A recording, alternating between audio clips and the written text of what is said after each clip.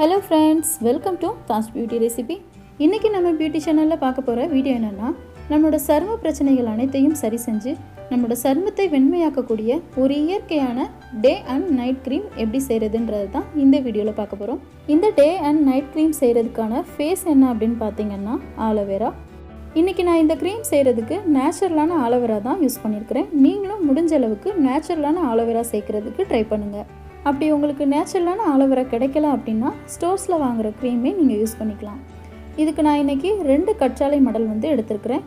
இதோட தோலெல்லாம் நீக்கிட்டு நான் ஆலோவேரா ஜெல்லை மட்டும் எடுத்து மிக்ஸி ஜாரில் போட்டு அரைச்சிட்டு இதை வடிகட்டி எடுத்துக்க போகிறேன்.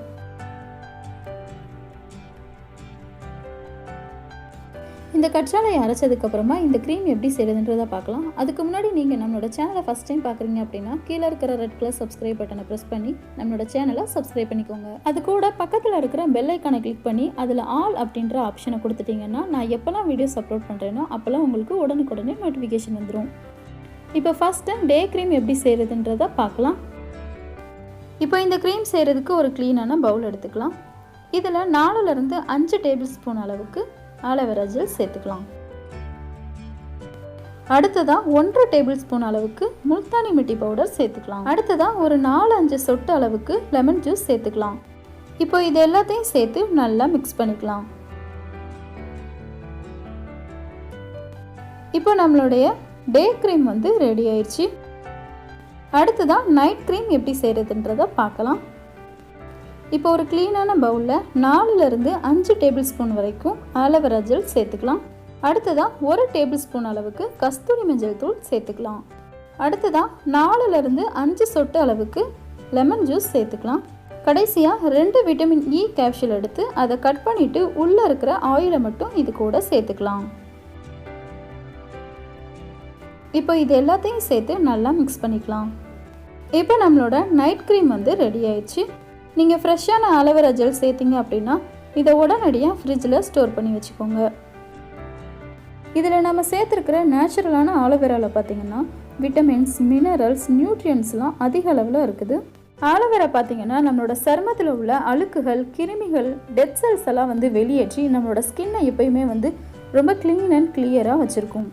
அது மட்டும் இல்லாமல் நம்மளோட சருமத்தில் உள்ள கரும்புள்ளி, பருக்களால் ஏற்பட்ட தழும்புகளை போக்கக்கூடியது. ஆயில் ஸ்கின் இருக்கிறவங்க இதை பயன்படுத்தினீங்க அப்படின்னா உங்களோட ஸ்கின்ல ஆயில் அதிக அளவில் எக்ஸஸ் ஆகிறத கண்ட்ரோல் பண்ணும். சென்சிட்டிவ் ஸ்கின் இருக்கிறவங்க மட்டும் இதில் நம்ம சேர்த்துருக்கிற லெமனுக்கு பதிலாக ரோஸ் வாட்டர் அப்படி இல்லைன்னா தயிர் சேர்த்து இந்த க்ரீமை ப்ரிப்பேர் பண்ணி வச்சுக்கோங்க. அதுலேயும் நம்ம இந்த க்ரீமை ஃப்ரிட்ஜில் ஸ்டோர் பண்ணி யூஸ் பண்ணும்போது நம்மளோட ஸ்கின்ல உள்ள ஓப்பன் ஃபோர்ஸஸை கூட சரி பண்ணும்.